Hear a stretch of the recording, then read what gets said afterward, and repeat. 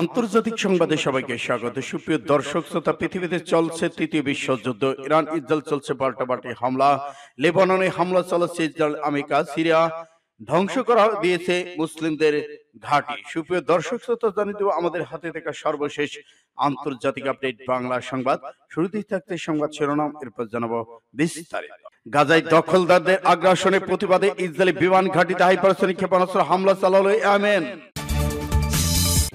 আরো জানিয়ে দিব, আগ্রাসীদের বিরুদ্ধে বেদনাদায়ক পদক্ষেপ গ্রহণ এখনো শুরু হয়নি, জানালো ইয়েমেন। এদিকে ট্রাম্পের আহ্বান উপেক্ষা করে তেল স্থাপনায় হামলা চালিয়েছে ইউক্রেন, জানালো রাশিয়া। রাফাল যুদ্ধ বিমানের মজুদ বাড়ানোর ঘোষণা দিয়েছে ফ্রান্স। গাজায় চালানো ইসরায়েলি হামলায় ক্ষুব্ধ জাতিসংঘ। গাজায় বর্বর হামলা অব্যাহত, গাজায় ইসরায়েলি বিমান হামলা তীব্র নিন্দা জানালো পাকিস্তান। পশ্চিমা বিশ্লেষকরা ইয়েমেনের গোপন শক্তির কথা জেনেছে, আতঙ্কে ইসরায়েল। এবং সর্বশেষে জানিয়ে দিব, গণবিক্ষোভে নেতানিয়াহু গ্রেপ্তার, সাবেক প্রধানমন্ত্রীর ঘোষণা। এতক্ষণ শুনছিলেন সংবাদ শিরোনাম, এখন বিস্তারিত। তবে অনুরোধ থাকবে, এই ভিডিওটিতে একটি লাইক দিন এবং কমেন্টস করে জানিয়ে দিন আপনি কোন জেলা থেকে বা কোথা থেকে আমাদের সাথে যুক্ত রয়েছেন। ইরান ইসরায়েল যুদ্ধের ভয়ঙ্কর আপডেট সংবাদ হাতে পেতে চ্যানেলটি সাবস্ক্রাইব করুন এবং আমাদের সঙ্গে থাকুন। ধন্যবাদ। গাজায় দখলদারের আগ্রাসনের প্রতিবাদ, ইসরায়েলি বিমান ঘাঁটিতে হাইপারসনিক ক্ষেপণাস্ত্রের সফল হামলা চালালো ইয়েমেন। ইয়েমেনের সশস্ত্র বাহিনী ঘোষণা করেছে জিহাদবাদী ইসরায়েলের নেভাটিম বিমান ঘাঁটিতে ফিলিস্তিন 2 নামক হাইপারসনিক ব্যালিস্টিক ক্ষেপণাস্ত্র দিয়ে সফলভাবে হামলা চালানো হয়েছে। গতকাল ইয়েমেনি সশস্ত্র বাহিনী এক বিবৃতিতে বলেছে, ফিলিস্তিন জনগণের সাথে সংহতি প্রকাশ এবং গাজার ইহুদিবাদী শত্রুদের অপরাধমূলক হত্যাকাণ্ডের জবাবে এই অভিযান চালানো হয়েছে।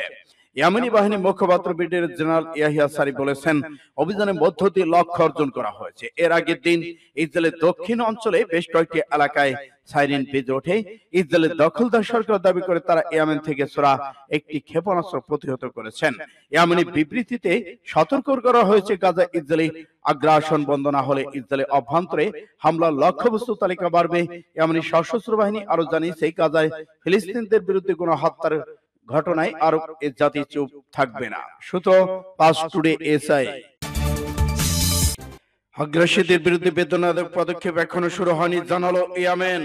ইয়েমেনের একটি সূত্র ইসরায়েল সরকার এবং মার্কিন যুক্তরাষ্ট্রকে সতর্ক দিয়ে বলেছে, ইয়েমেনে বেদনাদায়ক পাল্টা পদক্ষেপ গ্রহণ এখনো শুরু হয়নি এবং মার্কিন আগ্রাসন অব্যাহত থাকলে তারা সেটা দেখবে। ইরানার বরাদ্দে পাস টুডে জানিয়েছে, ইয়েমেনের একটি সূত্র আল মায়াদিন চ্যানেলকে জানিয়েছে যে শত্রু ইসরায়েলি জাহাজ ছাড়া সমস্ত জাহাজ লোহিত সাগর ভ্রমণের জন্য নিরাপদ। নাম প্রকাশ অনিচ্ছুক এই সূত্র আর বলা হয়েছে, গাজার মানবিক সাহায্য না পৌঁছানো পর্যন্ত ইয়েমেনে থাকবে না এবং শত্রুদের বুঝতে উস্কানিমূলক মন্তব্য কর্মকাণ্ড থেকে তাদের বিরত থাকা উচিত। এই ইয়েমেনি সূত্রটি আরো জানিয়েছে যে গাজার উপর অবরোধ অব্যাহত থাকায় ইয়েমেনের নতুন সামরিক বিকল্প ব্যবস্থা গ্রহণ করবে। এই ইয়েমেনি সূত্র জোর দিয়ে বলেছে, সানা সরকার তার ভূখণ্ডে আক্রমণ চালিয়ে যেতে দেবে না এবং এর বিরুদ্ধে শক্তভাবে লড়াই করবে। ইয়েমেনি সশস্ত্র বাহিনী মুখপাত্র ইয়াহিয়া সারি মঙ্গলবার এক বিবৃতিতে ঘোষণা করেছেন যে উত্তর লোহিত সাগর অবস্থিত আমেরিকান বিমানবাহী রণতরী হ্যারি ট্রুম্যান 2টি ক্রুজ ক্ষেপণাস্ত্র 2টি ড্রোন দিয়ে হামলা চালিয়েছে। এদিকে সশস্ত্র বাহিনীর একজন মুখপাত্র ঘোষণা করেছে যে একটি মার্কিন ডেস্ট্রয়ার, একটি ক্রুজ ক্ষেপণাস্ত্র, 4টি ড্রোন দিয়ে হামলা চালানো হয়েছে। ইয়াহিয়া সারি জানায়, 48 ঘন্টার মধ্যে এই নিয়ে তৃতীয়বারের মতো বিমানবাহী রণতরী হ্যারি ট্রুম্যান লক্ষ্যবস্তু পরিণত করা হয়েছে। এদিকে ইয়েমেনি সেনাবাহিনী ঘোষণা করেছে যে তারা সে দেশের বিরুদ্ধে একটি বড় বড় বিমান হামলার ব্যর্থ করে দিয়েছেন এবং মার্কিন যুদ্ধ জাহাজগুলো লোহিত সাগর দিয়ে পিছু হটছে। সূত্র পাস টুডে রেজওয়ান। ট্রাম্পের আহ্বান উপেক্ষা করে তেল স্থাপনায় হামলা চালিয়েছে ইউক্রেন, জানালো রাশিয়া। রাশিয়ার প্রতিরক্ষা মন্ত্রণালয় ঘোষণা করেছে, মার্কিন প্রেসিডেন্ট ডোনাল্ড ট্রাম্পের আহ্বান অপেক্ষা করে ইউক্রেন রাশিয়া তেল স্থাপনা হামলা চালিয়েছে। রুশ প্রেসিডেন্ট ভ্লাদিমির পুতিনের সঙ্গে ফোন আলাপে প্রেসিডেন্ট ট্রাম্প তেল স্থাপনাগুলোতে হামলা বন্ধের বিষয়ে একমত হওয়ার পর এই ঘটনা ঘটল। রাশিয়ার প্রতিরক্ষা মন্ত্রণালয় আরো জানিয়েছে, পুতিন ও ট্রাম্পের মধ্যে ফোন আলাপের 1 ঘন্টা পর ইউক্রেনের 3টি ড্রোন দিয়ে রাশিয়ার কোবানে তেল সরবরাহ কেন্দ্রের উপর হামলা চালিয়েছে। রাশিয়া বলছে, কোবানে একটি ইউক্রেনীয় ড্রোন বিধ্বস্ত হওয়ার ফলে এটি তেল ডিপুর চাপ কমে গেছে এবং 1700 বর্গ কিলোমিটার এলাকা জুড়ে আগুন লেগেছে। এই তেল স্থাপনাটি ক্যাম্পিয়ান কনসোর্টিয়াম এবং পাইপলাইনের তেল সরবরাহে ব্যবহৃত হয়ে থাকে। এদিকে রুশ প্রতিরক্ষা মন্ত্রণালয় আরো জানিয়েছে, কোবান তেল স্থাপনায় ইউক্রেনের সশস্ত্র বাহিনী আক্রমণ মার্কিন প্রেসিডেন্টের শাস্তির উদ্যোগকে ব্যাহত করার জন্য আরেকটি উস্কানিমূলক কাজ। পুতিন এবং ট্রাম্পের মধ্যে সমালোচনার পর রাশিয়ার সশস্ত্র বাহিনী ইউক্রেনের জানেন অবকাঠামোর উপর আক্রমণ বন্ধ করার জন্য সশস্ত্র বাহিনীর সর্বাধিনায়কের কাছ থেকে একটি আদেশ পেয়েছেন বলে খবরে দাবি করা হয়েছে। সূত্র ফাস্ট টুডে এসে। রাফাল যুদ্ধবিমান মজুদ বাড়ানোর ঘোষণা ফ্রান্সের। বিশ্বজুড়ে চলমান অস্থিরতার মাঝে রাফাল যুদ্ধবিমান মজুদ বাড়ানোর ঘোষণা দিয়েছে ফ্রান্স। মঙ্গলবার পূর্ব ফ্রান্সের এক সামরিক ঘাঁটি পরিদর্শন গিয়ে এই ঘোষণা দেন প্রেসিডেন্ট ইমানুয়েল ম্যাক্রন। খবর আলাদুলু এজেন্সির। তিনি বলেন, আগামী বছরগুলোতে বাড়তি রাফাল যুদ্ধবিমান অর্ডার করবে ফ্রান্স। এর পিছনে 1.5 বিলিয়ন ইউরো 1.6 বিলিয়ন ডলার বিনিয়োগ করা হবে। ম্যাক্রন আরো বলেছেন, যুদ্ধ এড়াতে এবং ইউরোপকে রক্ষা প্রস্তুতি নিতে হবে ফ্রান্সকে, আর এই লক্ষ্যেই এমন সিদ্ধান্ত নিয়েছে ফ্রান্স। এর আগে এক বিমান ঘাঁটিতে অত্যাধুনিক সর্বাধুনিক প্রযুক্তির মিসাইল সিস্টেম বানানোর ঘোষণা দিয়েছেন তিনি। উল্লেখ্য, রাশিয়া ইউক্রেন যুদ্ধকে কেন্দ্র করে প্রতিরক্ষা খাতে বিপুল অর্থ ঢালছে ইউরোপের দেশগুলো। ফরাসি প্রতিষ্ঠান দাসো অভিয়েশনের তৈরি 4.5 জেনারেশন অত্যাধুনিক ফাইটার জেট রাফাল যুদ্ধ বিমান শব্দের চেয়েও 1.8 গুণ বেশি গতিতে ছুটতে পারে আকাশযান। ভারত, মিশর, কাতার, ক্রোয়েশিয়া সহ বেশ কয়েকটি দেশের কাছে রয়েছে এই যুদ্ধ বিমান। সূত্র ফাস্ট টুডে। গাজায় চালানো ইসরায়েলি হামলায় ক্ষুব্ধ জাতিসংঘ মহাসচিব। ফিলিস্তিনের অবরুদ্ধ গাজা উপত্যকায় ইসরায়েলি হামলায় এক রাতেই নিহত হয়েছে 4 শতাধিক ফিলিস্তিনি। যুদ্ধবিরতি লঙ্ঘন করে ফিলিস্তিনিদের উপর হামলা চালিয়েছে ইসরায়েল। গাজা উপত্যকায় চালানো এই হামলায় এক রাতেই নিহত হয়েছেন 4 শতাধিক ফিলিস্তিন। ইসরায়েলের এই তাণ্ডব গোলের বিষয়ে প্রতিক্রিয়া জানিয়েছেন জাতিসংঘের মহাসচিব অ্যান্টনিও গুতেরেস। গাজায় ইসরায়েলি বিমান হামলায় তিনি ক্ষুব্ধ হয়ে বলে জানিয়েছেন।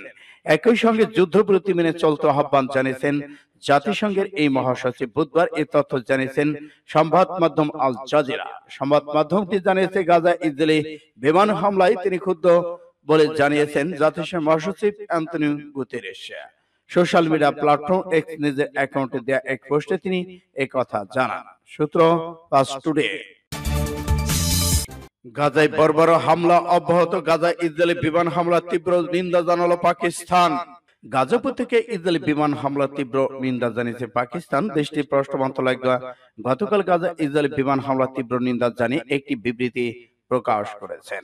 ইসরায়েলের নতুন হামলায় 400-র বেশি নিরাপদ ফিলিস্তিনি শহীদ হয়েছেন। বিবৃতিতে বলা হয়েছে, পবিত্র রমজান মাসে এই হামলা যুদ্ধবিরতি চুক্তি সুস্পষ্ট লঙ্ঘন এবং এই বিপজ্জনক পদক্ষেপ গোটা অঞ্চলে স্থিতিশীলতার জন্য হুমকি স্বরূপ।